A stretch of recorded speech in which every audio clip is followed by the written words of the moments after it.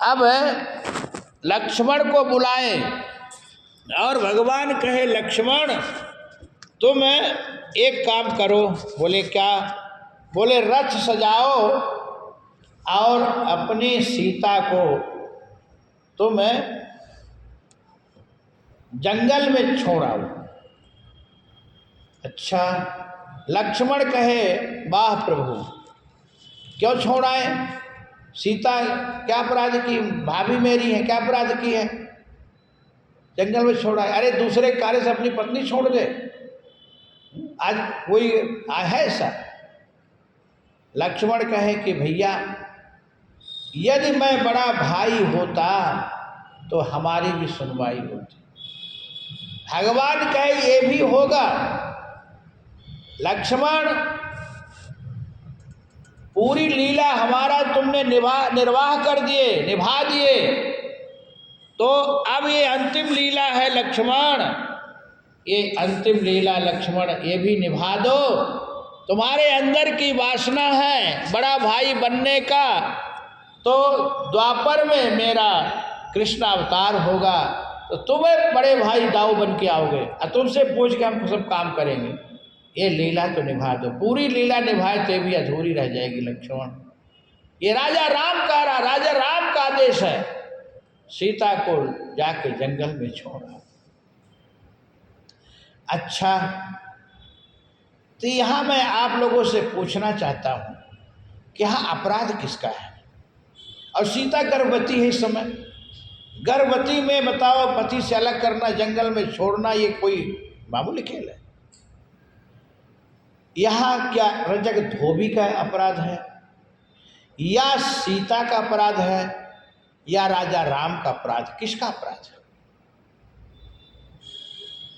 सीता को इस अवस्था में भगवान से दूर होना, जंगल में जाना, ये किसका अपराध है?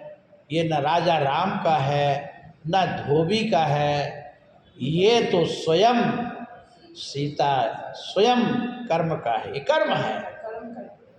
क्यों? आनंद रामायण में आया है कि जब सीता 8 वर्ष की थी, 5 वर्ष की, मान 8 वर्ष से विवाह हुआ, 5 वर्ष की थी, तो एक सुग्गा आकर के कहानी कह रहा था, एक दिन हो गए राजा राम और सीता होगी महारानी। तो सीता जैसे सुनी तो अपने सखियों के से साथ में उस सुग्गी को पकड़ा ली। सुग्गी पकड़ में आ गई। तोता तो किसी प्रकार से भाग गया।